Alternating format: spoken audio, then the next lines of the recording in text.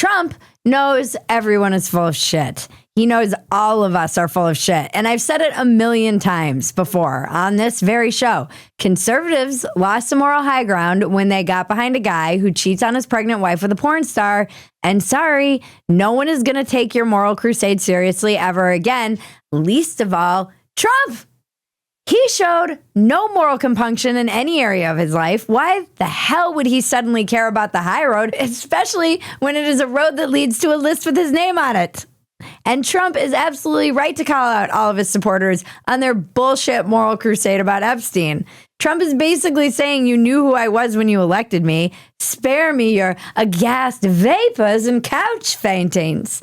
You knew damn well I was a snake before you took me in. They're all like, oh my goodness, we must think of the children. And we must think of the children. We should. But this is also a very common argument that you hear from libtards when they're like, oh, you believe in the Second Amendment? I guess you hate children. Like, don't be a fucking toddler. I can say that I'm not that concerned with the Epstein thing because it doesn't affect my daily life as a mother of a toddler, and people are busy and they're drowning and they have kids and they're not burying their heads in the sand. They're just fucking busy without you being like, why don't you care about this?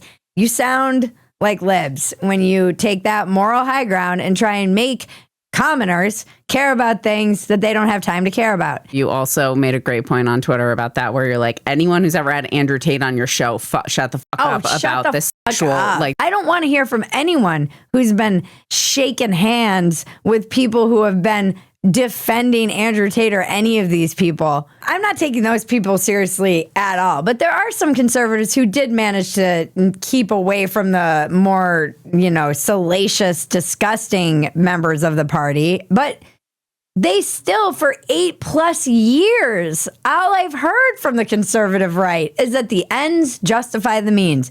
We get the judges. It's about the Supreme Court justices. So they sold out their principles and hand-waved away and defended all of Trump's flaws, his lies, his indiscretions, his incoherence, his own scams. And suddenly this is too far. Oh, suddenly this matters. It wasn't grab him by the pussy or paying off a porn star or calling himself the chosen one or the stolen election talk or selling the NFT trading cards or the gold sneakers, which I still want, by the way. You can feel free to buy them for me if you're a fan. Or the autographed Bibles or the crypto rug pulls, the blatant lying and deceiving over and over to his family in the country. But this is where you're like, whoa, whoa, whoa, whoa, whoa, whoa, whoa, whoa. This is too far. Oh, where are you going? You leaving? I'm sorry, did I offend you? Where did I lose you, honey? So you've been okay with the fuck everyone to death, all the Muslim and Mexican shit, but fingers in the ass did it for you?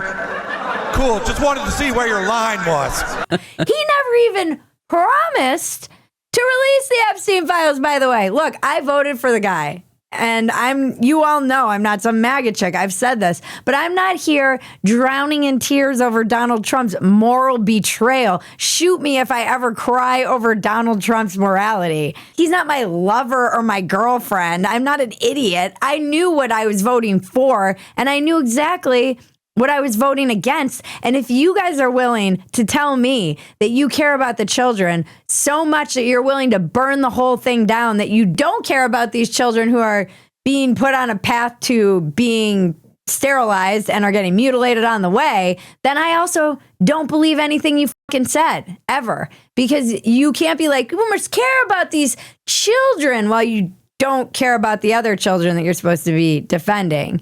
I was just like, yeah. I mean, I thought we all knew Trump was on the list. I thought we all knew that lots of other people were.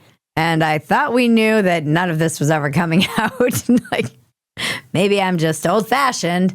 But I remember in America where we didn't care what our presidents did or what kind of blowjobs they got under the White House desks.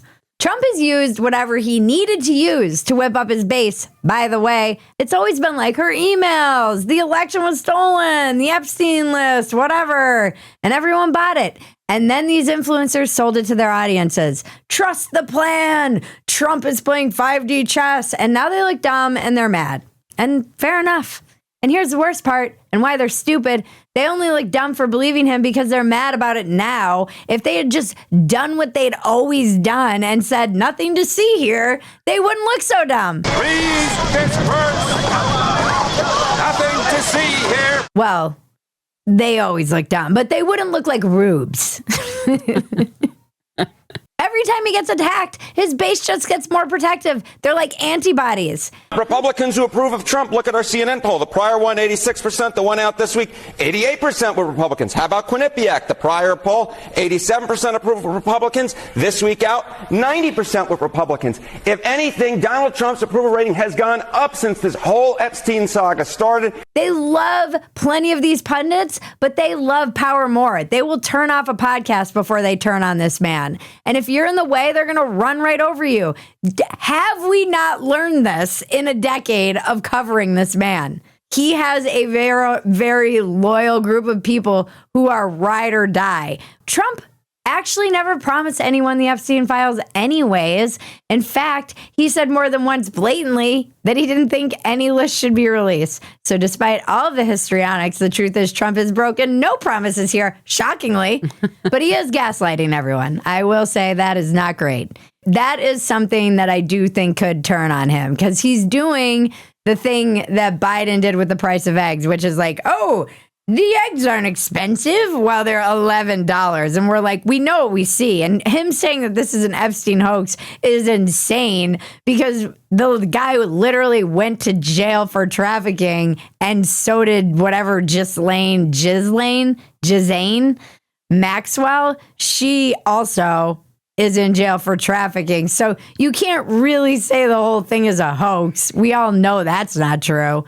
But he's just denying it. This is what he does. I do think what remains to be seen and what's interesting to me and what I want to hear from you guys, like if you're an independent and this is the first time you voted a Republican, is this a bridge too far for you?